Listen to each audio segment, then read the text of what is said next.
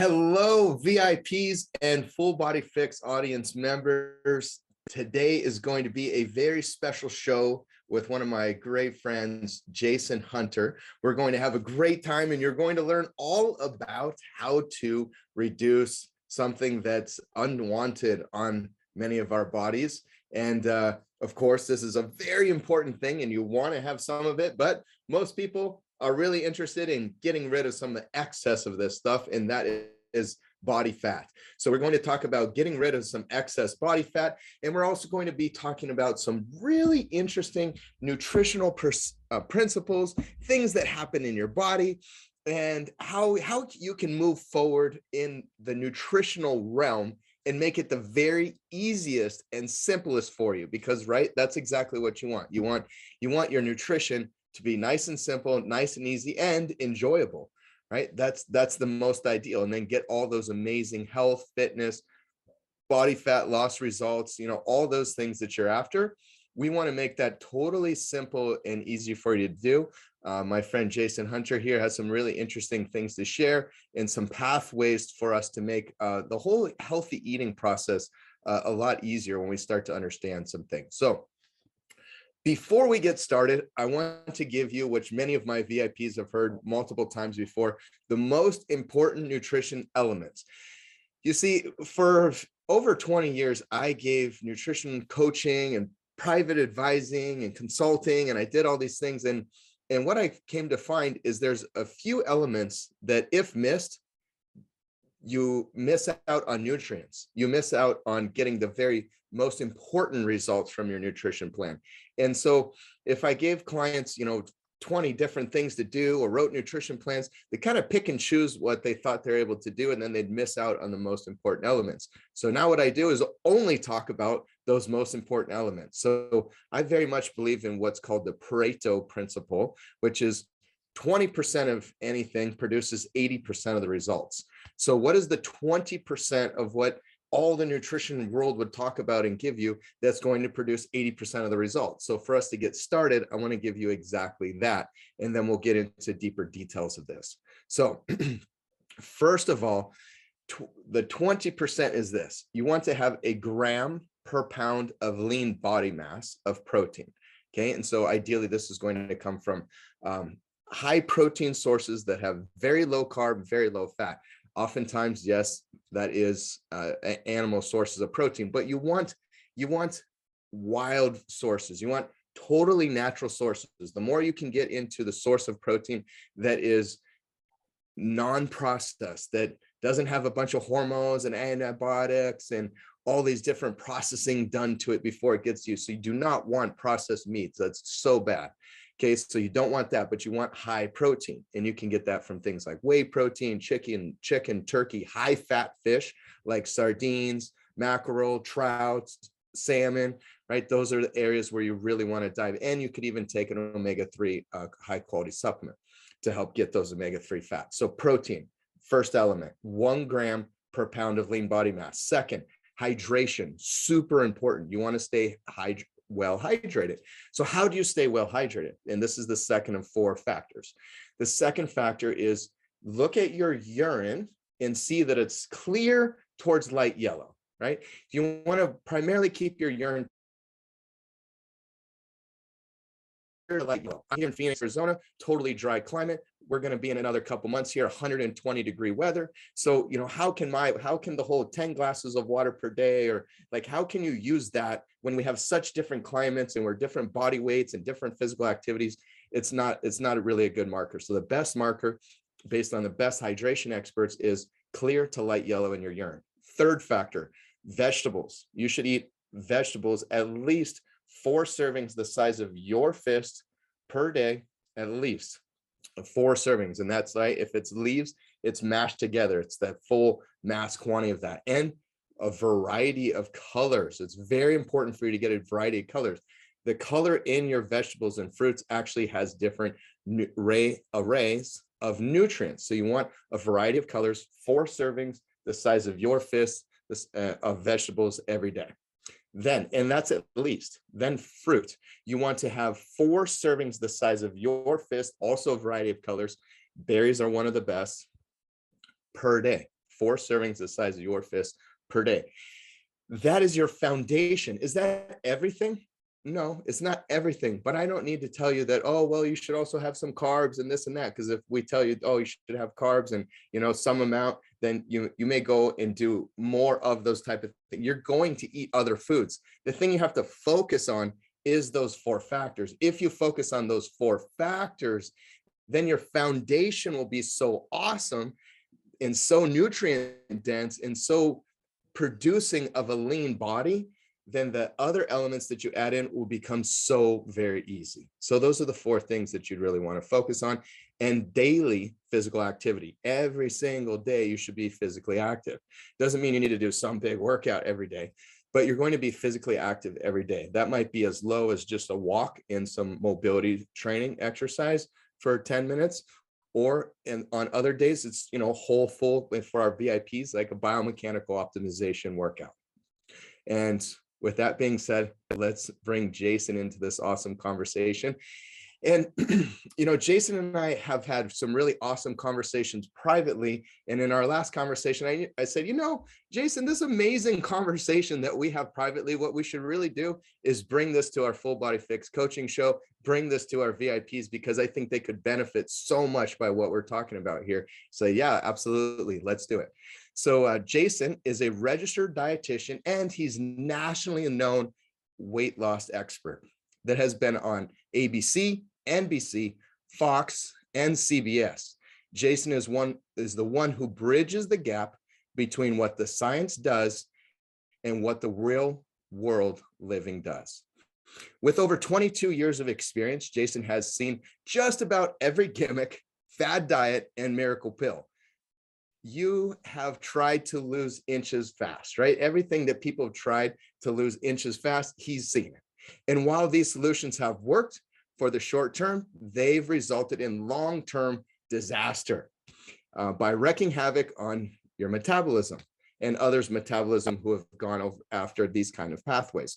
So not only do you gain weight back when you don't use the right methods, such as what I just shared with you in those 4 principles of the things you want to focus on, because you can do that anywhere, right? Anywhere you're at, you can get those food sources.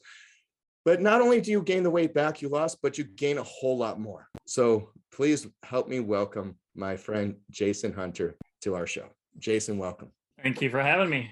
I was looking forward to this because, like you said, we've had some good conversations, and your 4 principles there is pretty similar to what I call my nutritional foundation principles. So we have a lot in common. Awesome. So Jayson, so now let's get into this. So I shared what I've seen to be really the pivotal factors that if you focus on these things, you will have a lean body, right? But there's more to the story. And there's, sometimes it's hard to just eat fruit, vegetable, lean meat, and drink water, right? And nor do I advise to only do that. That's where you're going to focus. Those are your focal points. But, there's other things that we deal with metabolism, food cravings and hunger and satiety mechanisms and food timing. And, so I would love for you to weigh in on the conversation and share, what have you seen to be the very best, most important thing? And I know we'll get into next some pathways that you're going to share with us. But in terms of nutrition, anything you'd like to add that you feel that people can really benefit from and still follows that 20% that gets 80% of the results? Yeah. So, I mean, like what you said, you have, and what I call my nutritional foundation principles that, like you said, are going to get 80% of those results. And the reason is because, we can count calories down to, each individual calorie, right? Okay. So great. I ate 37 extra calories than I was supposed to today. Do you really think 37 calories is going to make that big of a deal in the big picture of things, right? No, it's not. But people get hung up on that type of stuff. Same with the scale. I personally do not like the scale. Now, will I never, ever use it? No, I mean, we'll put it has its place and its time. But here's another good example of why, and this is why I do not like the scale. So I want to lose 5 pounds, right? and I start, eating better. I start exercising. I start strength training, right? I've not strength trained much before, so that's something new to my body. After 3 weeks, I get on the scale and it says I've lost 0 pounds, or maybe it even says I gained 1 pound, right? What you don't think about though is I could have actually lost 2 to 3 pounds of weight, but I also gained 1 to 2 pounds of muscle, right? So say the scale was just at zero, right? After 2 or 3 weeks, I'm still at zero. I haven't lost anything. Well, I could have actually lost 2 pounds of fat, but I also gained 2 pounds of lean muscle because I was new to strength training. It was, my body's adapting quickly and whatnot. The only way I'm going to know that is if I take circumference measurements. And that's why, even if you just measured the spots that you most want to lose, and most people, it's going to be like your waist or your hips, right? Maybe thighs, but generally it's for men and women, it's going to be around our midsection, right? So take a beginning measurement. And that's one of my kind of foundational principles, not necessarily nutrition related, but just in general for health and weight loss, is get a starting measurement, because regardless of what the scale says, the tape doesn't lie, right? And I don't know how many times I've had conversations with clients say, "Oh, I'm so frustrated. I'm not losing any weight. This program isn't working for me. I need to find something else." And I'm like, "Well, how's your clothes fit?" "Oh, I went down 2 belt notches." You lost weight, right? Like, I don't care what the scale said at that point. You lost weight. And that's what people, I don't know if they're blind to it, or it's just the scale seems to be so powerful from this mindset and influence standpoint that it lies. I mean, the scale just lies sometimes to some people. So not to say don't ever use the scale, but if you are looking to lose weight, follow that 20%, right? Follow those 4 principles, that nutritional foundation, but also have a starting measurements, circumference measurements in regards to wherever you want to lose, whether it's your hips, waist, thighs, arms, or do all of them, right? It's not that hard to take measurements on all those, write it down. And then you truly know, did I lose fat and weight, or did I not lose anything? And that'll help you in regards to, hey, am I doing enough with my nutrition, or do I need to even tighten that up a little more in regards to, those 4 foundational principles? Do I need to maybe pay a little more attention because maybe I'm, adding sugar or certain things to my diet, certain foods that go along with fruit or go along with whatever animal protein I'm eating, that's maybe bumping my calories up 300, 400 calories, and I don't realize it, right? But if you have your foundation, then you can kind of go and analyze what's around that foundation and how you tighten that up a little if you're not getting the results you want to see. Awesome.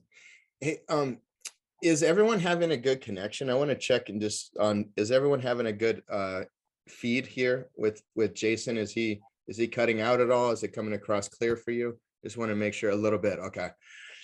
Jayson, are you on a laptop potentially? And are you on Wi-Fi, and do you have the ability to hardwire? I do not have the ability to hardwire. I can attempt to go to another part of the room and or of my house and see if that helps with a better connection. Okay, I can continue here while you're seeing if you have any. Give me like 10 seconds. So yeah.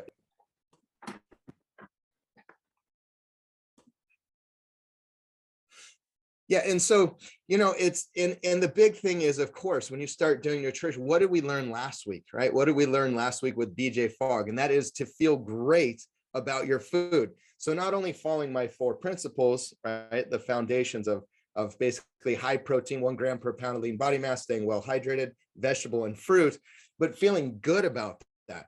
And sometimes, the biggest thing is you can really, really change the way that you feel connection with food. You really can change significantly, because when you go to eat, if you're thinking about, if you're eating something super healthy, right? So for example, if you're eating something like this, look at all the nutrients and colors between the mangoes and the raspberry, the blueberry, the blackberry. This is actually my what I eat every single morning. Like every morning, I change throughout the year, but this is the type of fruit and stuff that, I eat every single morning, a whole bowl of it. And think about all the nutrients, all the life generating nutrients that are in that. And if you think about that, yeah, they taste great. Some of these fruits are pretty sweet and stuff, so they taste great. But think about all the nutrient density. It's really funny. It's really strange, I'm sure, for many people, but I've even caught myself like going, like eating things like tuna and straight lettuce without like salad dressing, or sardines even, right? And it's not because then Patty will always ask me, do you actually think that tastes good? And I'm like, no, I don't really. I'm just thinking about the nutrient density of the food because I'm so keyed into thinking about how good it is for my body. So it becomes a reward mechanism, even though it's not like necessarily my favorite food. I mean, hey, I like ice cream and pizza and stuff like that too. I'm a human being. But in terms of the nutrient, I know how much good it's doing for my body. So it makes it easier. And nutrition and being lean and having a fit, healthy life is all about enjoying the process. If you don't enjoy the process, you're not going to follow the process. You have to enjoy it. You have to enjoy what you're doing, connect with yourself, breathe and relax. Know that every exercise session you're doing, it's for yourself. Know that when you're eating healthy food, you're creating a thriving body that makes everything else you do in life possible. So those are the key elements. I mean, we could close out the session now, and you would have, if you just did that, you would have huge, gigantic results. Like you've learned everything already that really you need to learn, but we're going to go deeper, right? And so now, Jayson, I'm hoping that you're back into it, maybe potentially an even better internet connection, and then let's continue into the next part. I'm right next to the Wi-Fi now, so if this doesn't help, we'll I don't know what else to do at that point. Okay. Awesome. Okay, so so do you think that we can get all of our nutrients from food, or do we need to be taking supplements and stuff like that? What's your thought on that? In an ideal world, and maybe 30, 40 years ago when farming was a little different, I would say we had a better opportunity to do that. But with today's lifestyles, with the way monocropping is going and things like that, I would say it's very, very hard to do that. And what I get, like we talked about, you have your 4 principles. I have my nutritional foundation where I teach, you're trying to get as much of your foundation built through food as possible, but there's going to be some situations where you just aren't going to get it through food. You mentioned cold water fish or high, fatty fish, right? Like salmon, sardines, and so forth. Not a lot of people eat that type of food. Not a lot of people like that type of food. So that's always going to be a weak spot in someone's foundation. And then that's where smart supplementation, in my mind, comes into play with a krill oil and omega-3 supplement or things like that, because you're not trying to improve that weak spot in that foundation. So, as a dietitian, my philosophy is still, yes, in an ideal world, if you can get it all through food, that's great. But the 2 big areas that I see with all of our clients is, one is the cold water fish with omega-3s, and the 4 servings of vegetables and 4 servings of fruit a day, wide variety of colors. Those are the 2 areas that probably are always in a deficiency mode with most people. And that's where those supplements, like a whole food based multivitamin, like I said, mentioned earlier, krill oil, omega-3 supplement, that's where, you're going to need those types of supplements to help shore up your nutritional foundation. So let's talk about the difference, what you think between men and women, right? And us guys, fortunately for us, oftentimes have an easier time losing body fat in general than females, and there's a reason for that, right? There's multiple reasons for that. So let's talk about some of those reasons, and let's also talk about ways that both men and women can benefit and make fat loss so much easier. And I know you're a big proponent of, which is just the true science. I say you're a big proponent of, but it's just the science of the way that leptin affects your body And, so let's talk about what is leptin and how does this affect your body? I know you have some slides and stuff to share with us. So what is this thing called leptin, and what is our satiety and hunger mechanisms? How does all that work, and how does that affect our body fat? And in the end, my goal would be, Jayson, if we can come away with something that makes it so much easier to control that mechanism, and potentially anything you recommend with that. So let's dive into that subject. So leptin is what a lot of people call your master fat burning hormone. And the reason that is because as your body builds or gains fat, it actually releases the hormone called leptin. So a lot of people think, or used to think, that fat is useless in the body. It has no purpose, or it just is there. It doesn't cost us anything, stuff like that. But as research has evolved, it's literally an endocrine organ. We have leptin hormone, we have adiponectin hormone that actually influence if we burn more calories, if we eat more food, or if we eat less food and burn less calories. So as our fat stores go up, our leptin levels increase. And what that, again, in a perfect world, what happens is that leptin goes to the brain through the bloodstream, tells the hypothalamus, which is this little tiny part of your brain over here on the left side, that says, hey, we have enough fat stores. You can actually reduce the appetite, and you can actually increase the amount of calories burned from stored fat. So it's kind of like a safety mechanism, right? It's a survival mechanism. Other people call it the survival hormone or the hunger hormone, right? When we are very low on fat stores, our leptin level gets low. Again, that signal goes to the brain and says, hey, we need more fat because we need to survive. Brain now increases the appetite, and it also slows down how many calories the body burns, so that, again, it can try to reserve as much stored fat as possible. Again, survival mechanism, right? What tends to happen is, as we become overweight, and this doesn't happen like instantly overnight, but think of it more like as a chronic condition that builds over time, right? So when we start sending that signal, there's inflammation involved. So at some point, fat stores, like the cells, can no longer store any more fat. This starts to push fat out into the bloodstream. This creates inflammation. So when that starts to happen, researchers have coined it leptin resistance. And that essentially means that leptin signal does not get to the brain. So now the brain thinks, hey, we're starving. We need to eat more. We need to slow the metabolism down. We need to store fat. Meanwhile, the fat cells are sending the signal over and over and over saying, hey, we have plenty, right? So obviously there's a breakdown in that communication. What they're finding is there's two reasons why they believe that this could be happening. One of it could be because of the fat that's floating around in the bloodstream now creates fat metabolites that could interrupt that signal in the brain to where leptin doesn't receive or get to the brain and the hypothalamus. The more probable reason, from what scientists have discovered, is that it's inflammation. Inflammation in the body releases also what's called the C-reactive protein. That C-reactive protein binds to leptin, and there's very few things that can actually cross the blood-brain barrier, which is what leptin essentially has to do to get into the brain.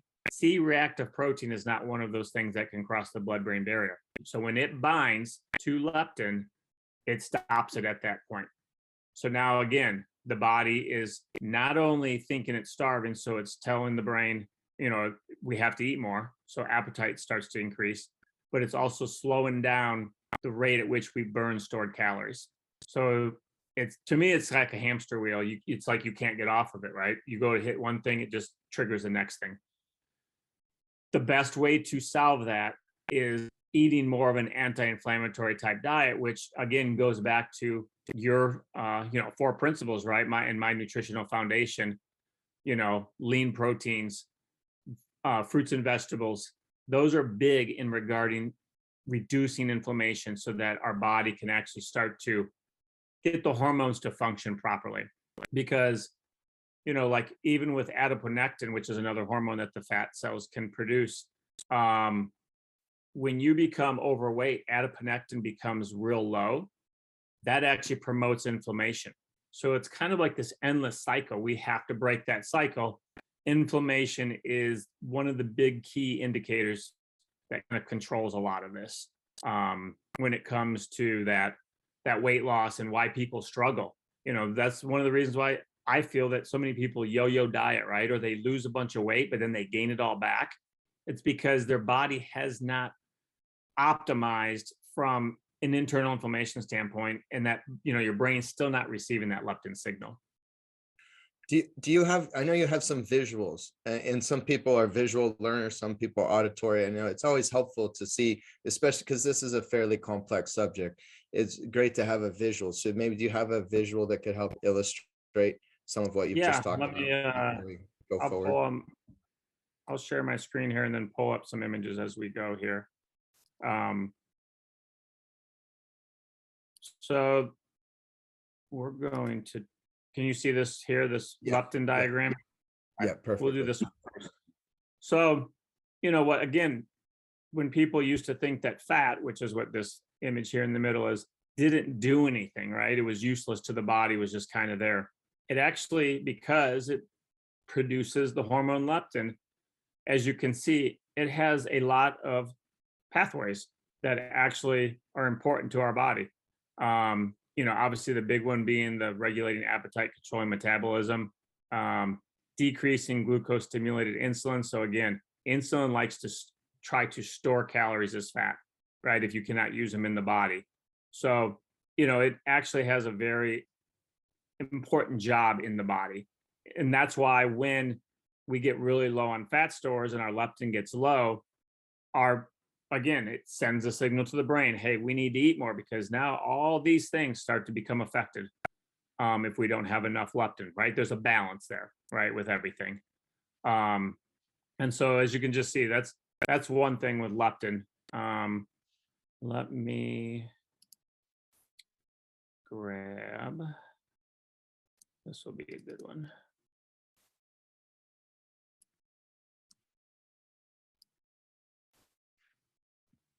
Let me try to make it bigger here for you.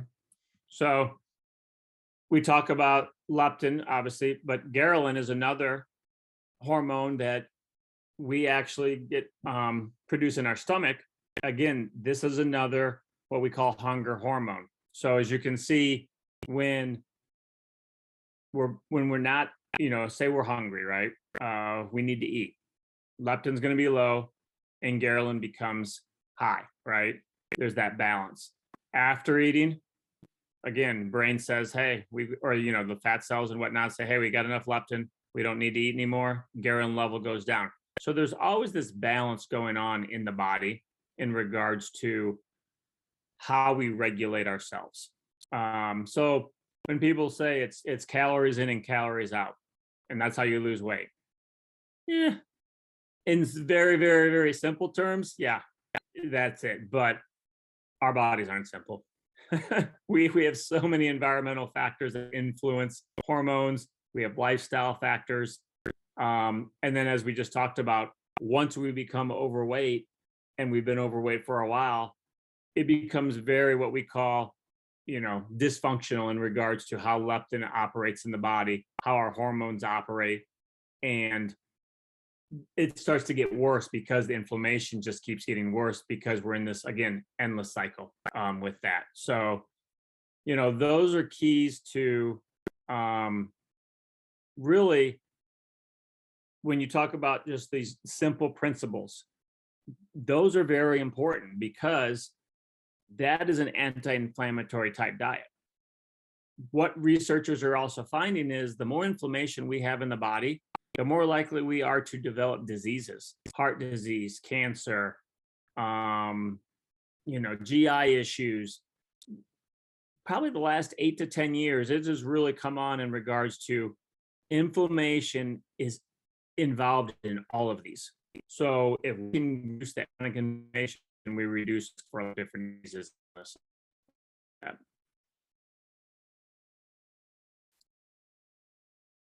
Do you have any questions on those two images? Or I got some more here I can probably pull up too. If if that doesn't make sense or anything. Yeah. Also, Jason, your internet connection's a little spotty, unfortunately.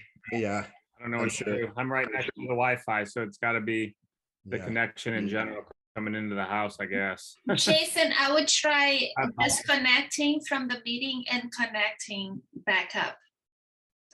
Just see if Okay. it reloads the Let's try that. system and gets better. Okay, I'll try that here.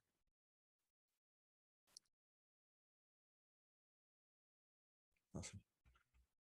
So while we're waiting for Jason to come back, I'm going to go back in the chat and I'm going to talk about Jeff Kennedy asked, what do you think about using a digital scale that measures body electrical resistance? So bioelectrical impedance is what you're talking about, Jeff, that measures basically the conductivity in the body, and fat isn't a conductor. So it's able to, or supposedly able to, figure out your lean body mass. I think from my experience, scales that measure your lean body mass, can it be fairly accurate for some people? Yes. But for most, it's so inaccurate. It's like horribly inaccurate. You know, in my 20s, I was getting ready for a bodybuilding show and I was like 6% body fat. And I would get tested by DEXA, which is the #1 way to test your body fat, is DEXA scan. That is the best. It's basically like, it's like an x-ray of your body that figures out lean body mass and how much muscle you have and lean body mass in one limb versus another. It's super detailed. And so, you know, that's how I knew what my body fat was. And it was like 17 on the bioelectrical impedance scale, right? And so as a bodybuilding type thinker in my 20s and being told 17, not only was it like insulting, it was like, you know, it made me realize, and I've seen so many different people like know what their actual body fat is and then get it tested with bioelectrical impedance. And usually it's very, very inaccurate for most, but for some, it can be more accurate. Usually those in the middle, it can be fairly accurate, but those who are really lean or those who really have a lot of excess body fat, it's usually way off. And then he's back. Hey, Jason, let's see how your connection's doing now. You're muted, my friend. All right. Yep, I was waiting for Patricia to let me to unmute myself. Awesome. All right, can you hear me better now? I believe so. We'll have to see how this goes. I don't know. Of all days for the internet to right, or the yeah internet to be fast when we have to do this. So technology. So so you had another slide you wanted to share, or do you want to go? Yeah, I'll share this one more. Let me share my screen here.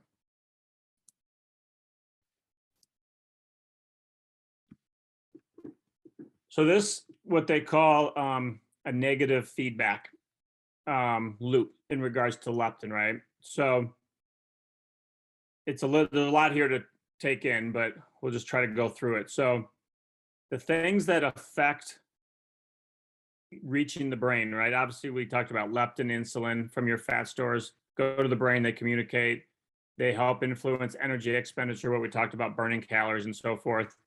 And then obviously the brain tells you eat more food or you eat less food. Same goes back, right? When our fat stores know we have enough, we don't need to eat any more food. Here's where we talked about like in the, you know, very simple terms, it's calories in, calories out, right? But here's all the other factors that start to influence why we struggle with losing weight sometimes when it comes to hormones and leptin. You have developmental factors, genetic. We talked about environmental factors, right? Lifestyle stuff.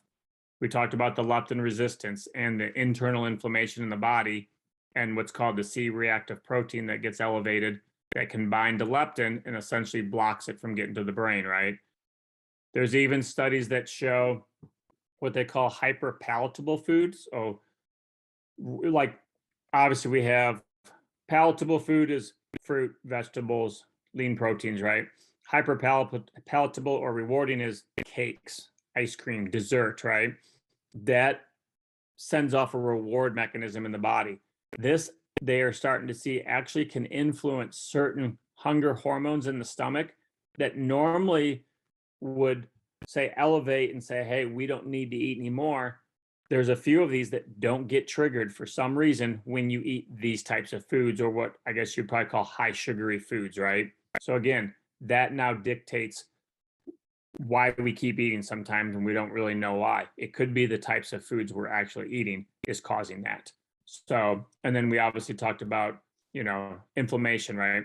Internal inflammation, neuron injury being like if someone has brain injury or things like that. But that's why weight loss is complicated. I mean, it's plain and simple. It's complicated. We would love to say it's just calories in and calories out, but as you can see, all of these different factors can influence if we are successful at losing weight, or we really have to work at it and try to minimize a lot of these areas in red so that we can actually burn calories properly, control appetite properly, and so forth.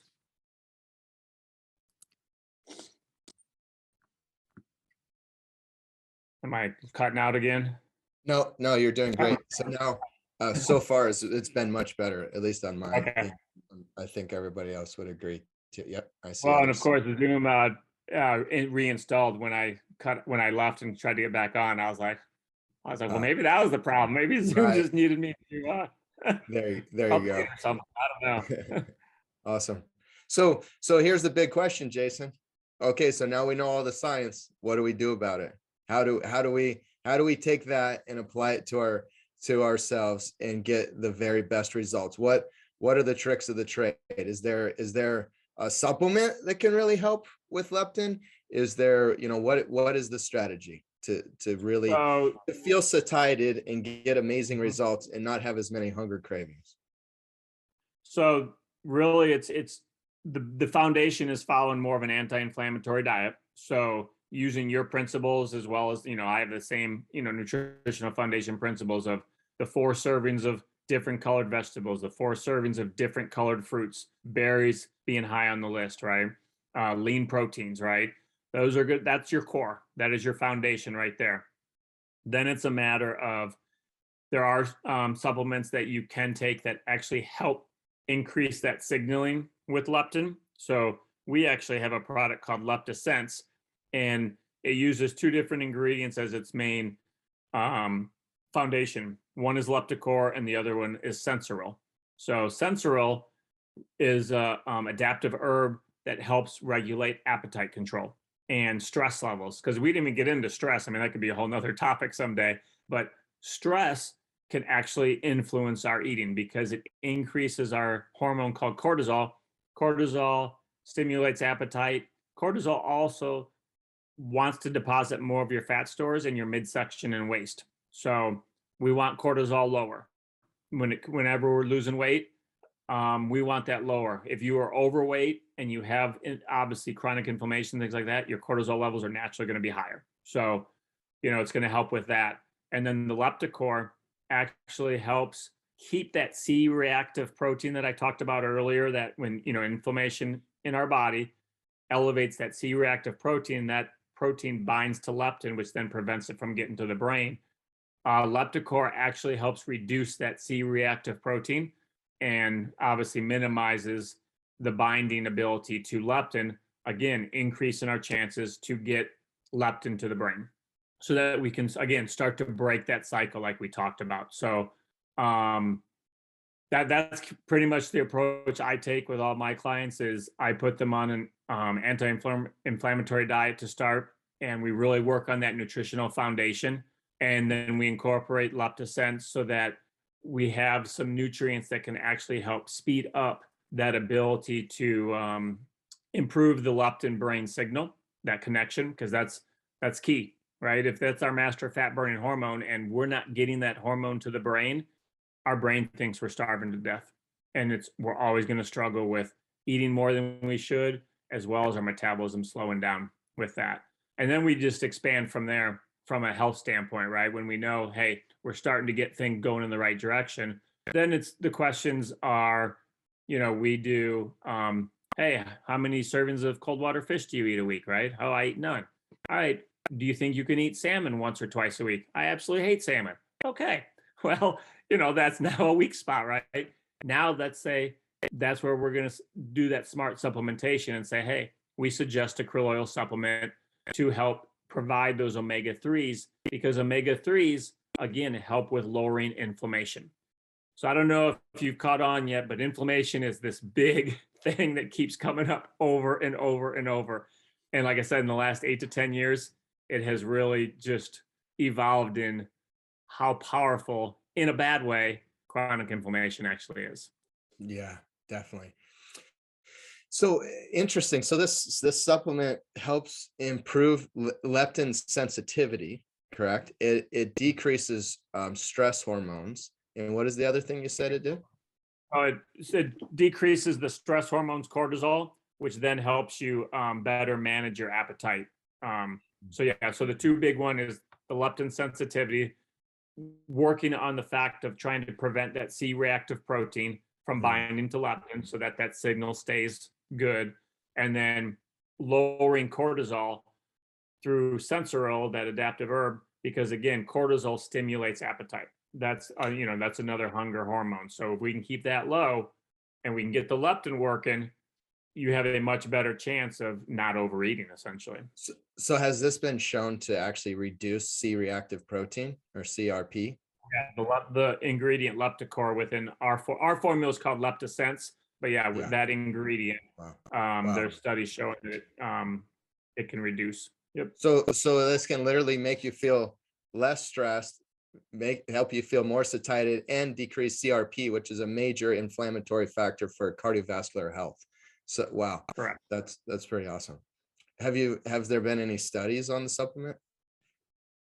For those two individual ingredients, they're both trademarked and have studies on both of them. Mm-hmm. Awesome. And they're both herb based, so totally natural. Cool. Correct. Yeah. How does one get that? I can put the website into a chat here. Okay. And you can, and obviously, after this, if anyone wants to contact me, if you guys have questions, then by all means, reach out to me. I assume, Robbie, you can give them my contact info and so forth. And what is the active ingredient in the sensoril, Jayson? Sensoril is the trademarked active ingredient. So it's a combination of different adaptive herbs and so forth. So it's a proprietary blend, I guess you could call it, sensoril, but that is one of the active ingredients. That's just the trademark name that they call it. Let's turn over to Q&A now, and let's see here. VIPs. So our VIPs, we allowed to go first with first questions, and then in order of which they raise their hand. And then let me just look through the chat here really quick and see if there's any question I should pick up at this moment before we move forward. And then we'll start with Q&A. And actually, Jayson, so that we are super efficient, why don't you go ahead and connect with Laura here? Laura's first, and I'll read through the chat, and then I'll come back in and well, actually, I see Jeff raising his hand. So he's one that asked the question, so he can ask it here live. And then other VIPs, if you would just, go ahead and raise your hand, and then that'll be most efficient for us to and then in the end, we'll make sure you get answers through the chat version. So let's start with Laura. Hi, Laura. Welcome.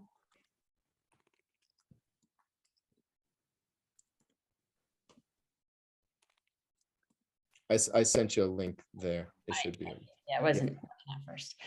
Hello, thanks for this talk today. I have several questions. The first is, I recently learned that you want to avoid fat in the morning as long as possible because it pulls the liver away from its detoxification processes. So does protein also pull the liver away from its detoxification processes? I don't know. Do you know? Not that I'm aware of. I mean, the liver actually plays an important part, also in our weight loss, because all 6 of our fat burning hormones actually pass through the liver. So Yeah, detoxification's a big one. If the liver's always what I call stressed, always trying to filter and detoxify, then those fat burning hormones that aren't essential per se to survive, right? Because the body would rather have more fat than less fat. Those aren't going to pass. I think of it like Monopoly. They're not going to pass through. They're not going to pass go, right?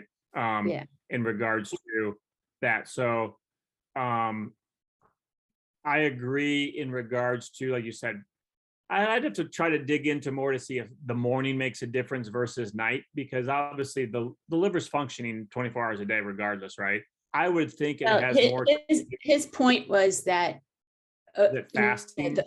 from Chinese medicine, the liver's strongest between 1 and 3 in the morning, and so Yeah. it's worked very hard at night to collect everything that it wants to then get rid of, and then if we wake up without fasting or without just starting with something like fruit, then it gets pulled off the detoxification to go process the fat. Yeah, then that makes sense. But like I said, that's why I asked about the fasting. Like, is it, and like you nailed it right there, between 1 and 3, right? Because most people have been fasting, if they go to bed at 10 or 11 o'clock, right? Maybe they eat their last meal at 6 or 7 or 8.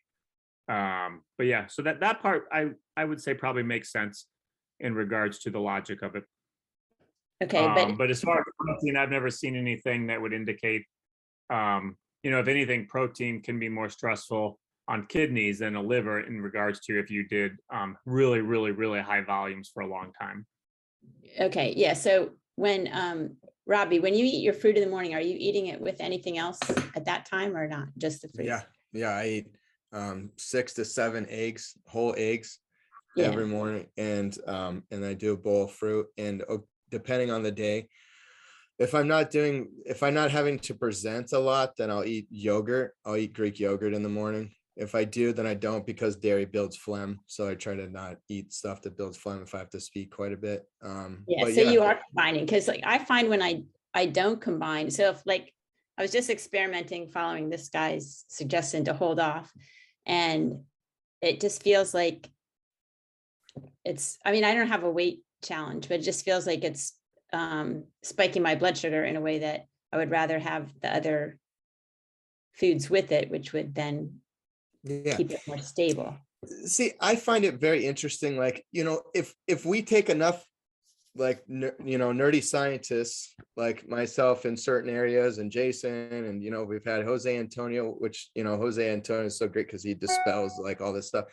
You're going to find issues with everything. Like, oh, you shouldn't weight train because of like XYZ. It's going to raise mTOR. And like, you can find, like, you get enough intelligent scientists, they're going to find a reason why you should or shouldn't. So absolutely, if we don't, we shouldn't be eating all the time. We need the liver to purify. And, if they've done studies and show between 1 and 3, it's the strongest.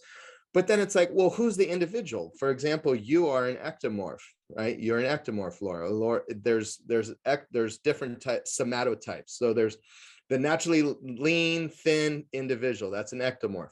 Then there's the mesomorph, which is naturally muscular. They carry larger body mass, just muscle mass specifically, easier. Then there's endomorph. This is the individual that gains body weight more easily. So, you should eat also to your somatotype. So for you, Laura, as an ectomorph, you need more nutrients. So, and by you training a lot and then not getting enough nutrients, that's a great way to lead to greater degeneration and body stress. So, like, yeah, you don't need to eat, like, you don't need to be eating like a bodybuilder, which isn't healthy, by the way, but like right before you go to bed and waking up at night to get excess calories, that would be not healthy. But, waiting till whatever, 8 a.m. in the morning and not eating past 8 p.m. the night before, that's a 12-hour window. So if you're anywhere near that, it's a significant period of window for an ectomorph to not be eating. So when you eat something, your liver has to cleanse and purify everything. So it's going to do that regardless pretty much of what you eat. So I would encourage you specifically to, absolutely get your nutrients in the morning. You're going to feel better. Have what I do and what I'd recommend many to do is some days per week, if you're not really following fasting, do like wait till 10 a.m. If you wake up at 6, wait till like 10 a.m. at least once a week, right? Because then you're going to stimulate greater fat burning. You're going to train your body to be on that fat burning metabolism if you wait till like 10 a.m. But you can do that like one day a week and get great benefits. They actually have research on that. So that's the way that I would look at that. You just made me curious. Do you think I should be eating before or after BioOpt? What time what time do you get up and what time do you train? I get up around 7 or maybe later, and I train at 8. If you feel great, you don't need to. It's Okay. fine. You're gonna go through. It's not like if we were doing heavy, high intensity to super high fatigue training, I would suggest you to, because you need enough fuel to fuel the stabilizing tissues that makes the weight training more healthy and safer for you. But in this case, I would say you're fine. You don't need to do that, and then there's a whole body of science. Like if you eat really close to the time you eat, there's potentially greater pathogens and inflammatory things that happen with the digestive system because of all the opening from the small intestine and going into the bloodstream from the digestive system. So it's actually pretty intelligent health-wise to not eat too close to working out, whether you feel nauseous or not, or whether it agrees with you or not. So, for you, if you feel great, but then I would have a full meal, like, do your proteins and your fats and your fruits, like do the whole 9 yards right after your training. Yeah. And then, or just one more. Yeah. So another really good thing for you, Laura, would be whey protein, like a really high quality whey, like Life Extension, right after your training.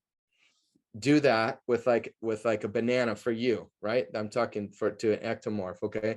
So then an hour later, then do your full meal. So then you have your faster digesting nutrients that hits your system. An hour later, now you do your full meal. You're going to notice increased muscle mass results and body performance from eating like that. Okay. And then given the limitations of the bioimpedance devices, don't you think they're still helpful from a relative perspective? Like it'll show you if you're going up or down relative to its accuracy? Yes. Okay. Yes. Because so I'm curious, like, how does one determine their ideal lean body mass? One of two ways would be the most ideal. So either DEXA scan, so you'd look for a medical clinic or someone close by. Not how to measure it, how to determine what you want your target to be. Oh, okay. So for like a lean, healthy female body fat is going to be around 15 to 18%. That's going to be pretty lean. That's going to be like a really awesome zone for female, and not cracking too low below 15, which can cause other issues. And I would love for Jayson to share what he feels on the subject as well.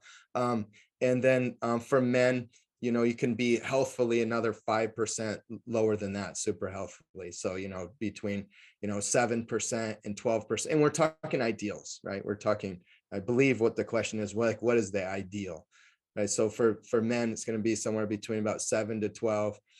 And then for females, closer to like about around the 15 to 18 to have both health optimization and lean body. Jayson, would you like to share on the subject? I mean, I agree with both of those numbers. The only thing you look at from an individuality standpoint is, as a female example, right?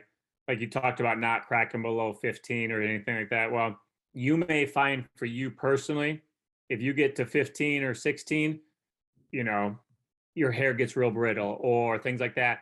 And that if you're at 17, 18, you find that maybe your joints don't hurt as much, right? Or like I said, you have healthier hair, you don't have as many split ends, so use that 15 to 18 for females and like 7 to 12 for men as good guidelines. But then from there, do you notice any differences physically or physiologically if you start getting to the lower end of that number, right? Like for me personally, 10% is pretty much ideal for me. If I can get down to 8 and whatnot, 7, my joints hurt. So it just doesn't, like, for long term, that's not good for me, right? Right. So it's just a way to just do a self-evaluation on what, like you talked about, how do you figure out your ideal? Some of it's going to be once you're in that ideal range that, Robbie and I both say is a good range, there might be a sweet spot in there for you that might be different for someone else. Totally agree. Yeah, great points, Jason. Totally agree. Yeah, Exactly. because so my impedance device says mine right now is 22. My subcutaneous fat is 22, but my visceral fat is 2. So visceral fat sounds pretty good. The other one sounds a little high, but then when you just shared your story of when you were in your 20s, Robbie, maybe the device is totally inaccurate. Although I have no idea. I mean, Well, I think they still are. Like, what have you found? For me, bioelectrical impedance is like 0, like so inaccurate. Yeah. Well, because a lot of it still has to do with your hydration status, which could change 2, 3, 4, 5 times a day. So it kind of like, and then change on different days, right? So just because if you took it at the well, I'm same just time measuring in the morning, so my hydration is, probably but relative. even then, if you measured at the same time, who's to say that you didn't eat something the night before that maybe stripped some water out or kept more water in, or it just fluctuates is all it is. Okay, and It's hard to keep it exactly. Robbie, surprisingly enough, when I had my DNA done, I actually tested as an endomorph. So I was like, dang, shows what lifestyle can do for you. Yeah. So I was you were blown away so by not super fascinating. And the last question is, so do you consider weight loss an injury to the body? Because I read something recently where a guy does frame it that way, because in the anthropologically speaking, if we lost weight when we were hunters and gatherers, that would not be a good thing because we would never know when our next meal was coming. So does that still signal some kind of harm to the body? I think that totally has to do with context. Where are you coming from? So there's a lot of things Jason talked about today, and that basically the science says this: when you're overweight, you are going to be more inflamed. As within reason, regardless of how you lose weight, if you lose weight, you will be healthier because you're going to have less inflammation. You're going to be overall a better, more balanced. The whole entire neuroendocrine system is going to be more balanced. So like for an individual that has excess body fat and they're doing it in any type of healthy form whatsoever, it will be healthier for them to lose body fat, which is right. That's where like a lot of the programs that you've seen with the fasting stuff have worked really well for certain individuals, especially that are different from you. And yeah, so it's and then in terms of weight loss for an injury to the body, now for you, right? Like for you to try to follow all the fasting stuff and deficiency of foods, yeah, I absolutely think it's an injury to the body for you, because you're going to be going into the state of degeneration, losing muscle. You don't have enough fuel to recover. Regardless of what the DNA thing said, like in my mind, you're not an endomorph. Yeah, you are. I don't think I am either. Yeah, and so that's what I would say about Jason. What would you say about this? Oh, well, I mean, like you said, I think it's part of the context, because you could look at it as like when I talked about earlier, of when your body gets too low on fat, again, the fat cells say, hey, brain, we don't have enough fat stores. You need to eat more, right? Again, that's your body's self-regulation. Could someone say, oh, you're treating it as an injury and I mean, I guess in theory, well, he wasn't saying that to tell you not to lose weight. He was just saying that you have to have a strategy to compensate for that, so that you have to do it the right way so you don't injure the body, is what it was. So he wasn't saying it's an injury to the body, stay obese. So that wasn't the message. So I just don't want to be clear. No, I think my guess is it's more of you're triggering the body's survival mechanism, right? When you get too low of fat, or, and like we talked about with, the body fat range, and like my joints start to hurt, right?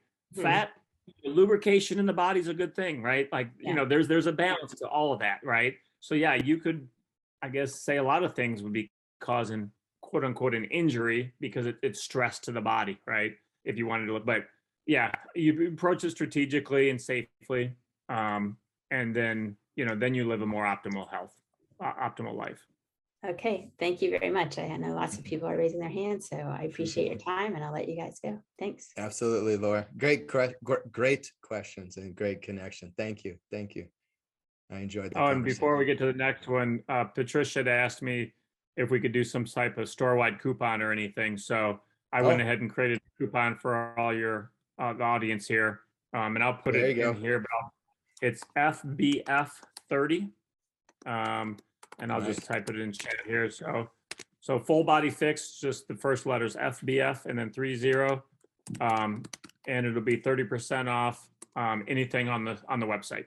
So that includes Leptin, anything else if someone like the Omega Icon for the omega-3s, stuff like that. So I just put that in chat. Before we forget, you're welcome. I didn't want to forget. Awesome. Thank you. Very cool. Yep. So 30% off for all of our VIPs and audience members here today. Awesome. Thank you, Jayson. And up next is Jeff Kennedy. Hey, Jeff.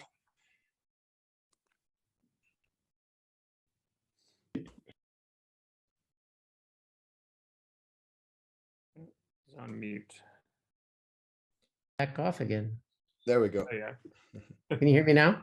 Yes, sir. Yep. Okay. So I've got a really weird system, and I can't figure it out. I rarely eat out of hunger. I mean, like in the low single digits percentage-wise, will I eat out of hunger? I can eat out of desire. Not compulsion, but I feel like a hamburger, and then I'll eat. But I almost never have hunger pangs at all. And I was a vegetation ecologist. I did a lot of work in the field, and I found that when I'm working hard, carrying a pack and going cross country, measuring the vegetation, to the extent that I have an appetite, it goes down or just flat out disappears. And there was one instance where I was going into a burn area and I was going back to plots that I had installed, and I wanted to assess the severity of the damage. And I realized I wasn't going to be able to get back before nightfall. And I needed to contact the field station, let them know, don't worry, don't send out a rescue party, I'm okay. And in order to do that, I had to climb 2,000 vertical feet out of a very steep valley to get to a peak where I could actually get a cell signal to make a phone call. And I didn't have time to eat, I just had to go. And I was going up this, got about halfway up this 2,000 foot, and we're talking 40 degree slope, I mean, really steep in the Big Sur coast. And I bonked. I literally ran out of energy. I fell to my knees, and then I lay on the ground for about an hour and 15 minutes, recharged, and I was able to get enough energy to get up, get the cell signal, and then I bivouac at the top. But when I say I have no appetite, I mean, it's weird. I'm only about 5 feet 8 inches tall. I have, I think, what's called a skinny fat type of body. I carry weight well, but if you can believe the bioimpedance data, I come in at 23% body fat. It's pretty high. I don't like BMI because I have very strong legs and glutes, and so I think I'm naturally high in the BMI scale. But I'm at 26 right now. And yet I don't look fat on my videos. And so what the heck? Oh, and then one other thing, I have a hard time building visible muscle mass. I mean, I can work out with weights and I can tone, but to bulk, it's almost impossible to me. So I suspected maybe my hormones are out of whack. And I went to a functional medicine doctor and had some blood tests done. And my testosterone was low normal, somewhere around 360, 380, which is pretty low. But my estradiol So there's a normal range, and I forget what the numbers are. There's a low end and a high end. My estradiol was 5 times the high end of normal. Wow. So please tell me what the heck is going on. I mean, the estradiol definitely could explain, and the lower to normal testosterone could explain what you call the skinny fat. I mean, that's definitely a side effect of that type of situation. From a hunger standpoint, I mean, the brain we've seen this with people that don't eat breakfast, right? And they say, well, I don't eat breakfast, I'm just not hungry. If the body knows, and you were kind of telling us your story, right? Of if it knows I'm probably not going to be able to eat on this hike, right? Or while I'm out in the field, right? It's not going to spend the energy to say, hey, you need to eat something, or hey, let's burn more calories so that you can eat, because obviously over time it knows I don't usually get fed during this 7-hour window while we're hiking and climbing and checking vegetation and things like that, right? So again, it goes back to the body knows how to survive. It's very, very good at surviving. It's not always the healthiest route that we should be doing, but that's why people can go out and live in the desert with no water and food for 3 weeks, right? And somehow they come out alive sometimes. Obviously some have health issues and end up maybe passing away but some will come out and they're like, how did you do that, right? The body is very, very good at figuring out a way to try to survive. So I think some of it is it's been your environment over the years that has created this non-hunger, right? And what we do, at least with the weight loss side of people, when they say, I don't eat breakfast or I skip lunch because I'm just not hungry, we get them to just say, we give them something small to eat, right? Hey, handful of almonds and an orange, or something, hard-boiled egg and some almonds, right? I don't know that I've ever had a client that after about 2 weeks said, oh, I still don't have that hunger pain. Most of them start to get the hunger pain at that time that we've started feeding during that window, right? And that's because now the brain is now kind of expecting to get fed during that time. So from that aspect of it, from the nutrition side of it, I would literally try to plan out, and it doesn't have to be a lot of food, but just, if it's breakfast, lunch, and dinner, and you just want to make sure you get 3 meals in a day, schedule it, put it in a calendar, right? Just like we do business meetings and things like that. And we've done this with people with exercise where I forget, I can't find the time. Make it an appointment, just like a job, right? My appointment is at 3:30. I'm working out, or I'm still here. I just had my power brick came unplugged. Gotcha. Okay. And so, and you can do the same with food, right? And then see after 2 or 3 weeks, do you not start to get that urge to say, oh, I'm getting kind of hungry, or my stomach's rumbling a little, right? Because, you have digestive enzymes, you have digestive hormones, right?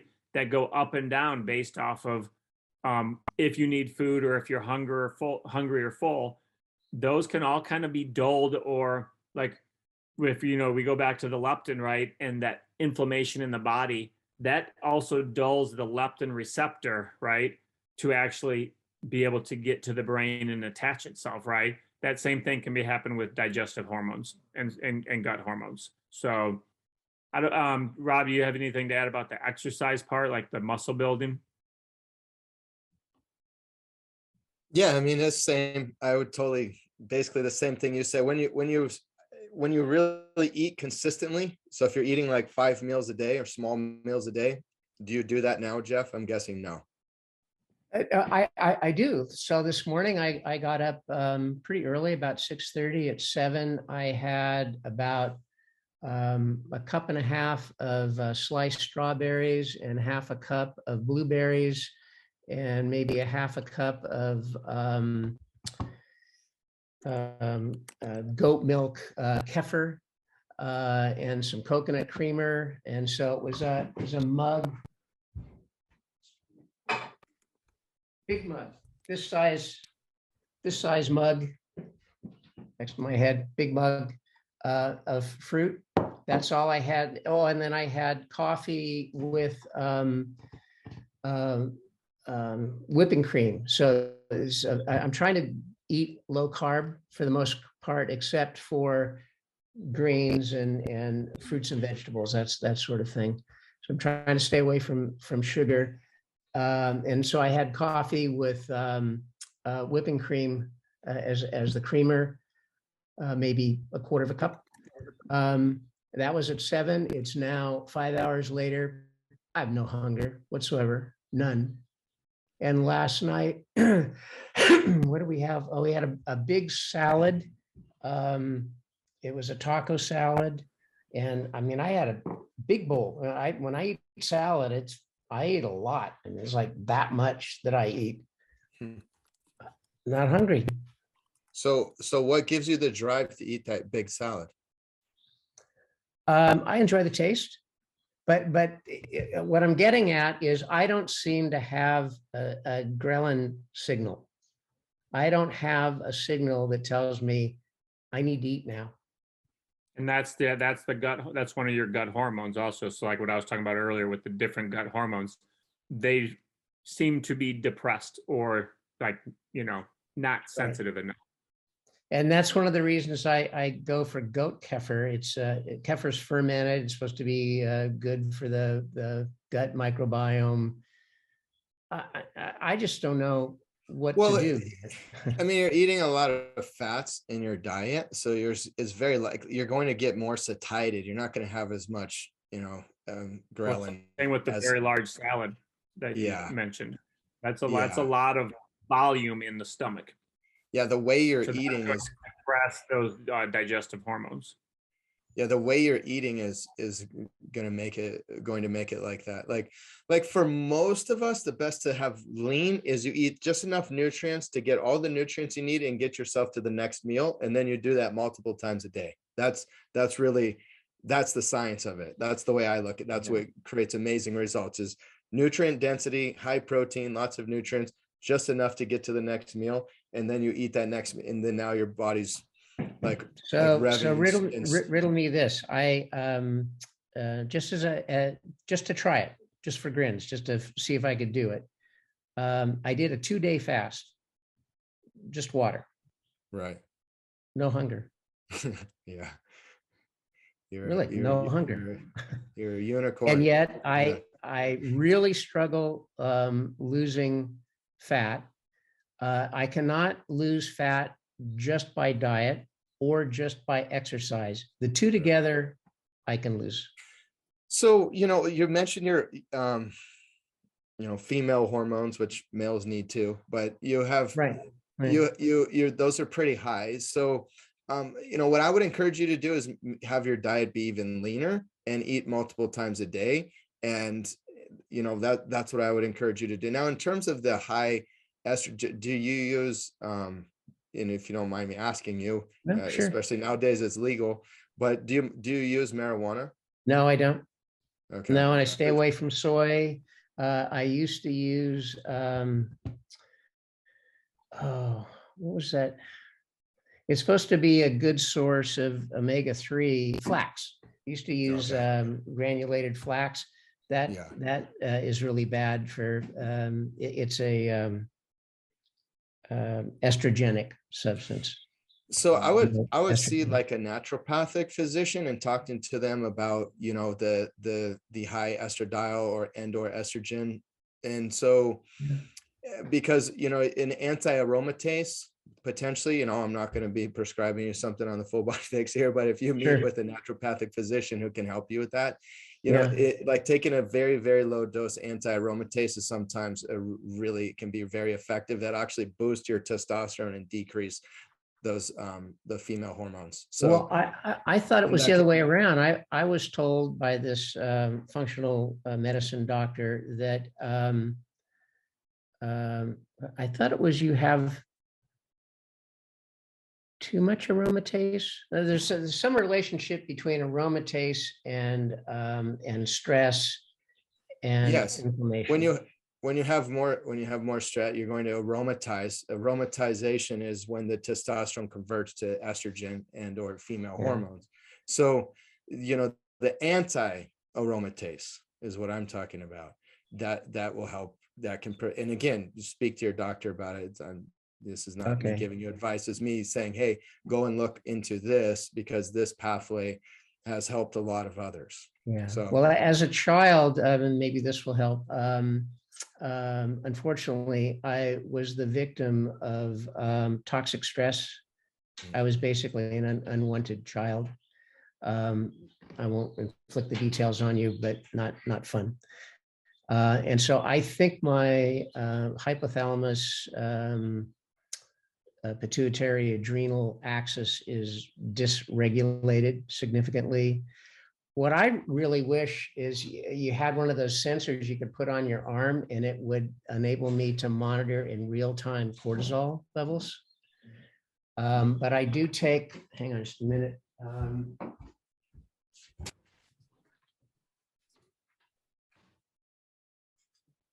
There's a company called Brain Forza, and they make an adaptogen blend called Adaptol, and it's going to be an eye chart here. Ashwagandha. There's a whole bunch of adaptogens that are anti-stress. I take that. Haven't noticed any particular. Nothing seems to register, and I'm extremely frustrated. So anyway, I shouldn't take so much time. Like what Robbie said, the diet wise, I would start with like those types of things, and then like he said, see a naturopathic physician to try to really dig into that estradiol, because if you can get that to come down and testosterone to come back up, right?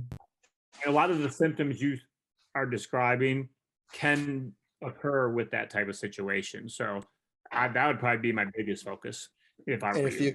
If you want a good referral, Jeff, I can connect you with one. And now since COVID, the doctor's regulation of only being able to be in their state has drastically changed, so that the doctors can reach so many more people. Okay. So like I can give you connections with docs here, what I work with in Arizona, then they can provide you all kinds of help. Okay. So yeah, I'm willing to try, and have tried a whole bunch of stuff, and I haven't made a lot of headway, and it's just driving me crazy. Yeah, well, certainly I have no doubt our naturopathic physician will like figure it all out for you, like drastic improvement. Yeah. Okay, great. Yeah. Thank you. So Patricia, if you can send that info to Jeff. Yes. Yeah, awesome. And Jeff, let's keep him on the screen. Jeff, I love you. I love you, and you're a very wanted VIP family member. You're an awesome guy. You're a wonderful human being, and I love you. You're oh, hold on. Sorry. Here you go. Yeah, no, I don't I don't doubt that. It's just nothing seems to work, so it's driving me crazy. Yeah, well, you mentioned something that I thought was very important. I connect with you on. So okay. Make it a great weekend, my friend. I'll see you soon. And Janie, hi Janie, you're up next with us.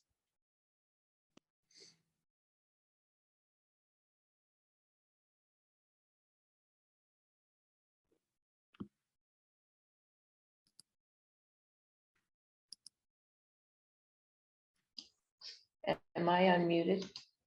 Oh, yeah. Yes. Yes. My camera is making me look kind of stretched out. So I have this issue with glucose, and I actually, if I eat anything with sugar or simple carbohydrates, I pass out within any time within 24 hours after eating the rice or potatoes so I am basically, I have a little bit of a limit as to how much fruit I can eat because of the sugar aspect of it. And so I do eat lemons in, green drinks and things like that, and a little bit of tomatoes, but they can cause me a problem. And so I can also take vitamin C, and I do a lot of supplementation. But I feel like I'm missing something. So my body's missing something. Over the last 3 years or 4 years, I've been putting on weight, abdominal weight. I'm getting older and, whatever. I don't know if that's because of the sugar problem or because of something else, but so I used to be I always had good muscle tone and everything. I could eat almost anything and I would just burn it off, but I wasn't skinny. I was never skinny. I was always kind of stocky. And now I'm a little more stocky. So what I'm trying to do is get back to, I thought, perhaps incorrectly, that one of the ways to burn off my fat is by building up my muscle or trying to keep my muscle going. But it seems like I'm losing muscle mass. And so that's when I started working with Robbie in this particular program. But is the only way to deal with this, these fat cells, is that the only way with this particular leptin, lepticor, or can it be regulated through diet and exercise and weight training? Or after you get to a certain age or a certain stage, is that just no longer possible? You have to kickstart it with something like lepticor, or can you do it in a different way? So when it comes to like your situation as well as just weight loss in general, right?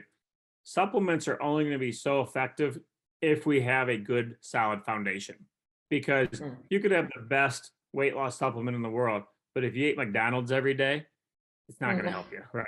Yeah. So that's where it goes back to food first, and like, Robbie's 4 principles and my nutritional foundation, right? In regards to, yes, focus on the nutritional food part of it first, and let's try to get that as strong as possible. Because again, if you don't have a solid foundation, like I said, a supplement could be amazing, but it's a supplement, not a replacement, right?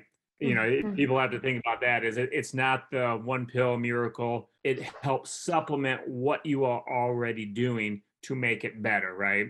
So that's where that, yes, nutritional foundation.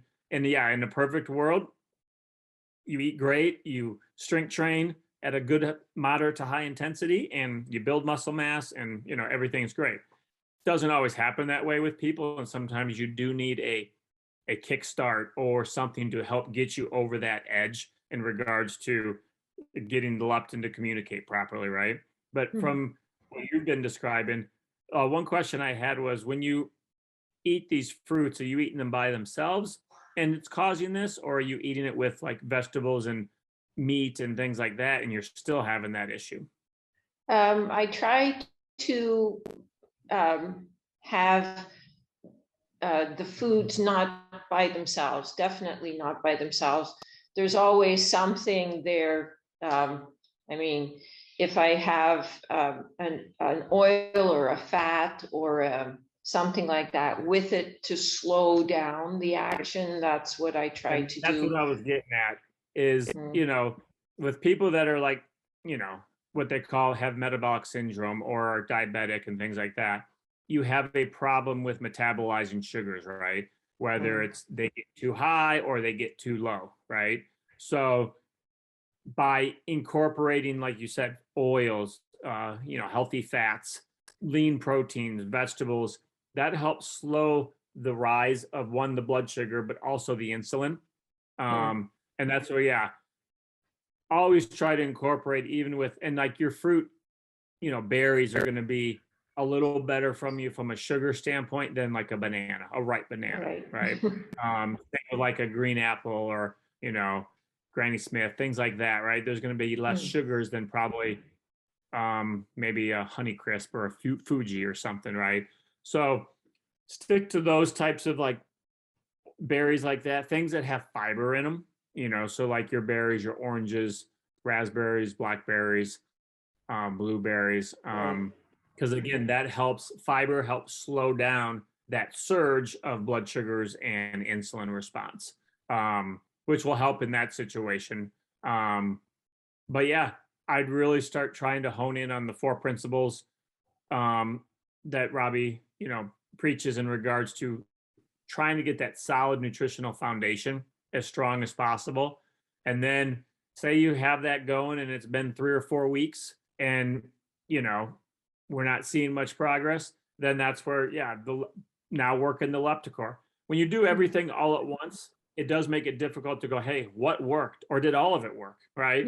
So trying to be systematic in what you're adding into your program will help you evaluate and measure what's working, what's not working. And that's where, like, same with like strength training, right? Knowing, hey, what are you exactly doing for that workout?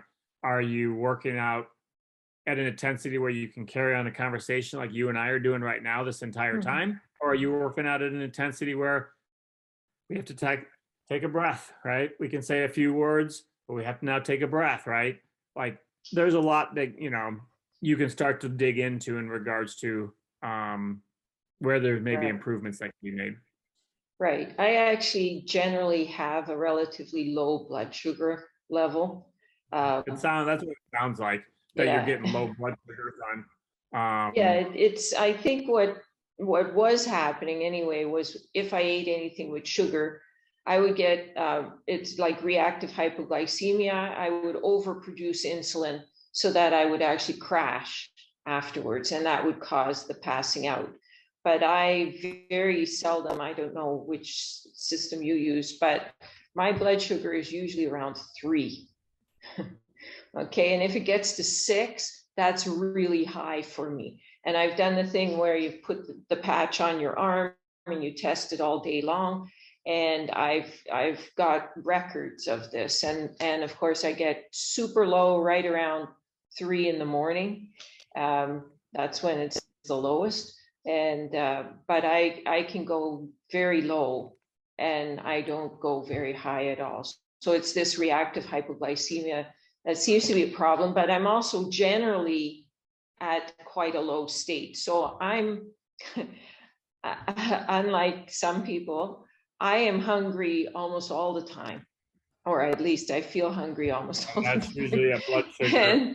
And when I'm, and when I'm starting to put weight on around my abdomen, it's like, I don't want to be hungry right now. So I have to, but when I eat the proteins, that really helps because then I stay,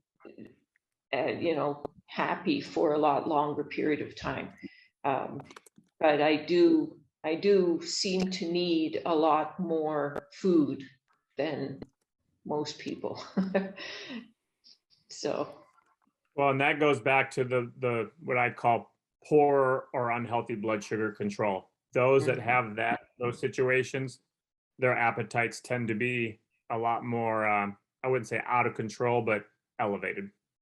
Right. So fiber, those oils that you talk, healthy oils, avocados, coconut oil, things like that you can work into your meals are going to help you try to control that to some extent and really control those blood sugars from spiking and dropping too much. Right. Yeah. Okay. Thank you. Welcome. You're welcome, Janie. You're welcome. And up next, we have Lucy. Hi, Lucy. Welcome.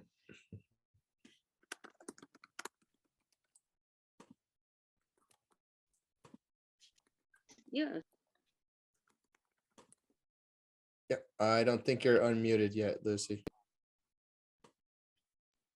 I didn't press it hard enough. There we you go. I didn't press it hard enough. That's what it is. Darn arthritis fingers. Yes, I've gone through a lot the last couple of years. Well, actually, the last 10 years. But the last couple of years, I figured out my cortisol through the roof. I actually found out it was my adrenal glands. So I did take an adrenal glands pill with the fibromyalgia doctor, which helped get my pain down. And I actually just feel pain in general now, not chronic pain, like all the time. But every so often, when I work out, if I do high impact, I feel it in my jaw, and then I get my inflammation goes through the roof, and then I can't eat. I can't eat meats. I can't chew. I can't chew like hard fruits or anything that's hard. So it gets really complex to get the protein that I need in my diet sometimes. And the vegetables sometimes. Like I cook the vegetables and do that. So I don't know what I should be doing to decrease my inflammation every day. I mean, when it comes down to like you said, chewing obviously is probably the big obstacle, right? You know, Yeah. so that's now where smart supplementation is even more important for you in regards to, you know, like a protein shake or something, right? And actually, Sandy had just mentioned in the comments about our brand new VG6, right? So that's a greens powder that we actually just came out with that does target inflammation. It contains a lot of phytonutrients, lots of greens, different enzymes for energy and digestion and so forth that, again, is in a liquid format, right? You know, is drinking all your calories ideal? No, it never is. But, you know, we have to adapt, right? We have to make changes and we have to do what we need to do to get in the nutrients that we need to get in. So that's where, yeah, supplementation is probably even more important for you if you can't get it through those, you know, conventional food sources, right? And that would be like protein shakes. And you can make protein shakes almost complete meals by adding in a banana, adding in some coconut oil, things like that, that actually give you some, you know, protein, some carbs, some fats. And then you're obviously, you know, drinking it. So it's a little, you know, you're more likely to consume it at that point, right? It's not such a challenge to get in those. Yeah, I found out it's an autoimmune disease. So I've been eating autoimmune ways for the last 5 years. So that's really helped me because before I was eating whatever I wanted. And I found that I can't eat pasta, but I didn't know that before. And I found out that I started cutting things out and then adding them. And all of a sudden I went, I can't eat pasta because flour puts my inflammation through the roof. Well, I was So going to I say, can only pasta is an inflammatory food, believe it or not. You know, actually, I most actually, carbs are. So, yeah, I actually eat green pasta, actually, vegetable pasta, which is from Italy, but it's really hard to get. They seem, since the last 7 months, it's almost impossible to get in Penticton in Canada. It's like it's all of a sudden not coming from Italy at the moment. So, of course, that's happening with everything, unfortunately. I know it's happening to everything. Luckily, we make our toilet paper and most of our food in Canada, so I'm set for that. I get my greens from my parents. They grow lots of fruit and veggies, so I'm looking forward to the summer. So here's another idea. If you're getting a lot of fruits and or vegetables from your parents, is you can make your own green smoothies and blend in a bunch of different vegetables. Here's what I will tell you. There's two things that will, actually, there's really one thing that, from what I've seen, gets people to not choke or have to plug their nose eating a green smoothie. And it's a half a banana or a whole banana.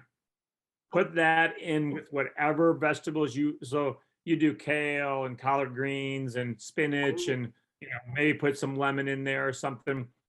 Put half a banana to one banana in there, and it actually almost blunts the, I guess, the green taste, right? And I've tested this with my kids where I would make a green smoothie, they would try it and they'd be like, oh, it's green, and oh, it tastes funny, blah blah. I'd make it with banana. They'd be like, oh, I really like this. You know, even though it's green, we drink it, right? I actually, after about 30 days, I went back and just tried it without the banana. What's wrong with this? It looks the same, but it just tastes weird. The banana is key to making a green smoothie good.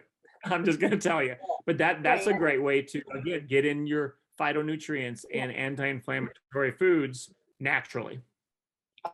Okay. I can't have kale.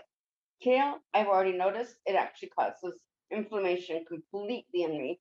And I've eaten it, I've had it, I grew up with it, and then I started getting it from my parents. And then I told my parents, stop growing kale, grow spinach. So now they're growing all the spinach for me and giving it to me and eating it themselves.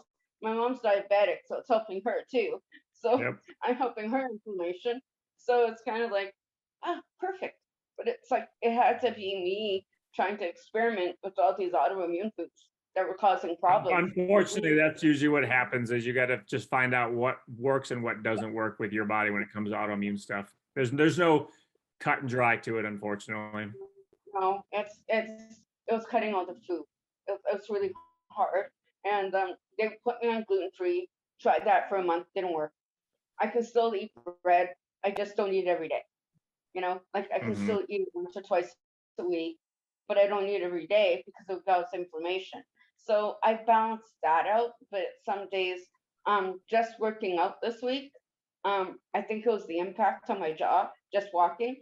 I know when I'm working with Dr. Justin, which Robbie knows, I'm working with him, so I'm doing like my steps really softly, as if the floor is glass. So when I was Mhm. doing exercising, I was trying to do things and for doing things that's not like you can't do it that quickly. So I went down too far. So my jaw's been acting up all week, but that's okay. That's exercise. But it didn't help my jaw. So thank you. You're welcome. Thank you for sharing, Lucy. Thank you. Yeah. Great questions. Yeah. And I know that with what Jason shared with you, you'll get some progress. Yeah, well, it will. I've been doing protein drinks anyways and green drinks, but now I know his company has green drinks, so I can go there too. I like to try And different don't ones. have your parents keep growing that spinach for you. Blend it up Oh, I and will. add a half And a I'll be banana having to it. banana. I actually have a berry drink that I make actually as well every morning Yeah, to help my energy. So I do that in the awesome. That's awesome. Awesome. And up next, we have John, and we have time for just one more question after John, which will be Ken Miller. And so just two more questions here in the Full Body Fix coaching show, and then we'll close out for the day. Hey, John, how are you, my friend? How you doing? I'm doing good, Robbie. Good. My question is relatively simple from what the other questions I've seen. Is when you allow something to get into your diet, and usually it's a carbohydrate, that you really would like to do without. So my question is simply this, like say you have a real good meal where you just have a lean meat and some vegetables and you had a lot of them. And then you get through eating and you go, I'm just still hungry. You're really not, but you're craving this half of a cookie or a little scoop of ice cream, whatever that little thing is and I realize after you get through that for a few days, all of a sudden that craving goes away. But I guess my question is, what kind of a hack substitute, like for me, I have these little cocoa therapy cups that are almond butter and dark chocolate. So I eat a real healthy meal, a lean meal. Like I know this is like you, Robbie. I'm eating this because it's not, and it can taste good, but basically I'm eating and I've nourished my body. So mentally I'm good, but my body's craving a little bit of comfort food, if you will. What do you recommend for that comfort food? Some avocado, or what do you think is a What good? you described is what people refused, or what, let's say, the food industry did not want to admit to, but sugar is an addictive property. Very addictive, People, and I understand that. yes. So then that's what you're experiencing, is that whole reward mechanism in your brain in regards to, we tend to sometimes call people like sugar burners or fat burners, right? Where the body is almost dependent on sugar, right? That can change through the diet and whatnot, but yeah, you're getting a common reaction that most people experience when it comes to that. And some of the different things we've done is, like peppermint mints, right? Things that are only maybe, 5 calories, 10 calories, right? That gives your body that sweet sensation, but it's not packing in 50 to 100 calories of sugar, right? You know, kind of I don't know what calories you got in that little thing you showed there, but you know, anything that's like, you know, chewing gum that has kind of like a spearmint flavor, like spearmint actually, there's people that in years past have chewed on spearmint leaves, right? To kind of help with hunger and appetite, because again, it's giving the body this reward that it's looking for, even though you're tricking it. Essentially, you're tricking the body to think that it's getting the reward, but you're not, right? And that's essentially what you just have to satisfy that reward mechanism. So, you know, we've used like peppermint mints before, gum, and like anything spearmint flavor. We've even done, you know, like like a berry, right? Like, you know, again, you're getting fiber and whatnot, but you know, for some people, you know, a few raspberries is that enough sweetness without really destroying your diet from a calorie standpoint, to again satisfy that reward mechanism that your brain is seeking. And as you've experienced, it's very strong, isn't it? It's hard to fight. Yeah. I've been talk about with people with appetite and like back to the leptin is anyone that has this like hunger like that, I'm like, it's a futile attempt to try to fight it. You gotta almost trick it to get it, because it's just gonna keep coming. Yeah, it's a winning process, really, actually, and I've been through that cycle before, but I find it amazing when you eat a meal and you know, hey, plenty of protein here, I have fat in there, some good healthy carbohydrate, but you didn't have that comfort food, and you get through and you go, man. And it seems to be the evening meal for me is one that really gets me. Part of that's blood sugars as well, because as your blood sugars go up and your body starts to release insulin, that affects your gut hormones in regards to satiety, right? And fullness. Yeah. So, you know, your body's got those hormones that aren't, which is a good thing, but they're not activating in the way that they normally would when you have a higher sugar meal with the insulin and the sugar. And so that's part of that fullness feeling and satiety that you normally would get as well. Yeah. Okay. Well, thanks for that. Thanks for that tips. John, one more thing. And yeah, those are awesome tips from Jayson. And I would second everything that he said. And one more thing that I would add to that is your hydration. So it's really interesting because sometimes we need to drink more water, and it can actually give you like this hunger mechanism. So what I suggest is you don't want to waterlog yourself before a meal and during a meal, but once you've had about a 30-minute window right after the meal, which is about the time that those hunger mechanisms, drink water. You've already ate food. You got a lot of good nutrients in your body. Start to drink water. And for that, like, you know, really how your meal timing should be for that 2-hour window between that and the next half hour before the next meal, where you should start backing off again. Yeah. During that 2-hour window, just drink a lot more water, right? So drink a significant amount of water and then back off water 30 minutes at least before the meal. Eat your meal 30 minutes after, bring water up. When you do this will help tremendously with that as well. Yeah. I like that. I like that one a lot. And that's one I've not tried. And I am wise to the 30 minutes before and after the meal with the water, so you can get your digestion working properly. But I will start loading up on water a good 30 minutes before the meal and then after the meal. And I think that may help me as much as anything. Robbie, thanks for the tip. Yeah. Well, yeah, and I actually kind of forgot about that, Robbie, because the hunger mechanism and thirst are very similar in regards to how the brain interprets them. So your brain does get confused. I mean, there's science that supports that it can get confused with that. So yeah, you brought that. I've used that strategy many times, and actually, you brought it back up. I forgot about it. Well, sometimes we forget what we know. Thanks for the great answer. Yeah. From both that's the fourth stage of learning is the unconscious competent. That's the fourth stage, right? You forget about how much stuff you actually know. So yeah, I'm with you. And last but certainly not least, Ken Miller. Welcome, my dear friend. How are you today? How are you this weekend? Let me give you a link there to unmute. Is that better now? Yep, we can hear you now. Yes. All right, my question was a lot like John's. I'm always hungry. And totally opposite to Jeff. So yeah, Mom gave us desserts after every supper. I just don't feel satiated until I have something sweet after supper, just like John. So any other suggestions than what you gave John? Do you like Greek yogurts? Yeah. I mean, I would try something like that because again, it gives you a little bit of that satiety, that dessert, that satisfaction. We've also done just like plain Greek yogurt with like a chocolate protein powder or vanilla. And you just kind of have to mess with the quantity of powder a little in yogurt, but you can make it actually a very like pudding-like consistency. So again, we're tricking the brain to thinking, ooh, I'm eating pudding, right?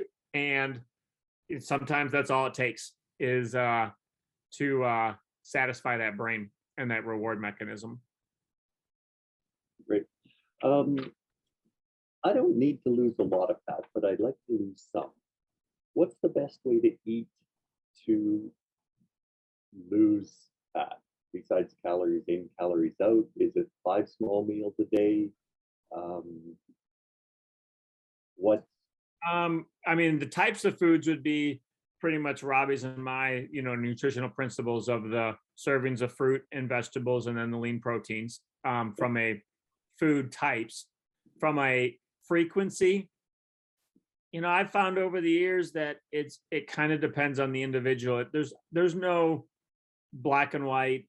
Hey, it's 3 meals. It's 3 meals plus 2 snacks, or it's intermittent fasting, or it has more to do with the 1 gram of protein per pound of lean body weight and the fruits and the vegetables that I've found. Some people's lifestyles indicate different. Like I've had friends that one was working the night shift as a police officer, and intermittent fasting worked awesome for him because he was working from 7 p.m. to 7 a.m. right, and then he was sleeping during much of the day. So if you have what I would call a typical lifestyle, you work, you have normal dinner hours, things like that, most people are good with 3 meals a day and maybe 1 snack, just what I've seen from experience. But there's no, if you said, hey, I work best on no snacks, or I snack for my lunch and I just eat breakfast and dinner, but your calories and your fueling is in ratios of what you need, then go with it. It comes down to, you got to be able to follow it, right? So that's one other thing we work on with clients a lot is, I can tell you exactly what you need to be eating or how to eat and this and that. But if you don't follow it, or you're not able to follow it, it doesn't matter how good it is. It's not going to work, right? So there's always going to be adjustments to what are you going to be able to follow comfortably and for long term, because it's a lifestyle, right? None of this is, oh, I'm just going to do this for 8 weeks and then I don't have to do it anymore. Well, yeah, then you're going to gain your weight right back. That's how yo-yo dieting works, right? That's why they call it a diet, not a lifestyle eating habit. So, I would just really experiment with what makes you comfortable in regards to you starting to see success. And if you can follow that long term and you're comfortable with that, then that works for you. And there's nothing really wrong with that. And that's why, Ken, I like those 4 foundational principles, like we talked about with the question with John had, the hydration, right? Because it actually helps with that satiety mechanism. It plays in with those body signals, right? Also, plus there's so many reasons why you want to stay well hydrated. High protein also gives some more satiety. Then the vegetables, the fruit, do that. Focus always on that. That's why I always talk about only that, because that is the secret. Like if you want a secret to how to stay lean and have a fit, healthy lifestyle, that's the secret in terms of nutrition, is that. It's not that you're only going to eat that. And I talk about, because I know that people are going to go beyond that. But if you focus on that, then you go into all the other strategies, but no matter what, you never skip this. And if you're traveling, you're going to find these foods. If you're at home, you're going to find these foods. If you go out, you're going to find it, so no matter where you're going to find these foods. And if you do that 95% of the time, it'll start to be, depending on your body type and such, it'll start to be, it doesn't matter as much what you do outside of that, because your foundation is so on point. And that's what I've seen work so very well. When the foundation is just incredible, then it doesn't matter as much what you do outside of that. Okay. And anti-inflammatory diet, what is the main thing just to avoid sugar? Well, and include the fruits and vegetables and lean proteins. Yep. Include more fiber when you can. But yeah, I mean, it's pretty simple. An anti-inflammatory diet is what, Robbie, you'd probably call like a bodybuilding clean diet, right? I mean, for the most part, which is obviously what he's talking about: the hydration, the protein, the fruits and vegetables. And then really probably the only other thing would be, trying to get as close to the 25 grams of fiber a day. That would be pretty much, those like 5 things. Thank you. Yeah. Oh yeah, you're welcome. And I think in summation, Ken, on this topic, because this same topic's come out all throughout today's show, is focus on what you should do. Because focusing on what we shouldn't do, that's rough. If you're always thinking about and holding that thing in your mind of what you shouldn't, that is freaking tough. So if you think about what you should do and like, oh, which fruit and which vegetable I'm going to eat next and which high protein, and you find all the meats and stuff that you like, or maybe you're not a meat eater, so you find your high protein vegan sources or whatnot, then your vegetables, your fruits, your water, and you're focused here and you're finding enjoyment in that, then everything becomes so that is the path. I can't encourage people enough to like find that as the path. And then these other things that you ate ice cream once, or you had pizza once, or like, it doesn't matter as much when you have that. Focus on what you should do, not what you shouldn't do. It makes it so much and if easier. you talk to any psychologist, there's multiple studies done on, if you focus on the negative or you focus on what I did wrong, that will compound. You will start gravitating towards that. It's well documented. You focus on those types of things, and that's what you're going to do. Same reason why they say you should never say the word like I can't, or anything like along those lines, because once you say that, you're probably not going to do it. It becomes a psychological block at that point. So you should always say I'll try, or I might, or I can, or I'll give it a shot. But the words I can't or don't, or it's a trigger mechanism in the brain psychologically, and you most likely will not do whatever you're saying you can't do. Even if you physically could, you probably will fail at it. So yeah, willpower doesn't work. Yeah. That's But great. and then reward yourself and celebrate each healthy meal. So at some level, like, oh, I'm really happy this meal that I'm taking care of myself and eating the right thing. The more you do that, if you do that every meal, you'll retrain your neuroassociations so strongly that you'll just start noticing your habit becomes that. It becomes so easy to do. Yeah. Well, and you look forward to that type of stuff. I have a bunch of clients, man, I look forward to eating a food that they never touched in 15 years, or at a time. It's just, it does it psychologically, it changes you for the good, for the better. Absolutely. Great. Thank you. Yeah, you're very welcome, Kent. And VIPs and Full Body Fix audience members, that is a wrap. I want to give you a very heartfelt thank you, Jayson, for being here with us on the Full Body Fix, connecting with us, sharing a wealth of wisdom. Thank you, sir. You're amazing, my friend. Really appreciate you. And those links, we'll keep the Zoom meeting on. So if you want to go back and check those links, and Jayson has given you 30% off, which is, wow. Thank you, Jayson. That is awesome. So 30% off on any product there. That's a huge gift. So thank you so much for that. And we wish you to make it a great weekend. You know where to find us.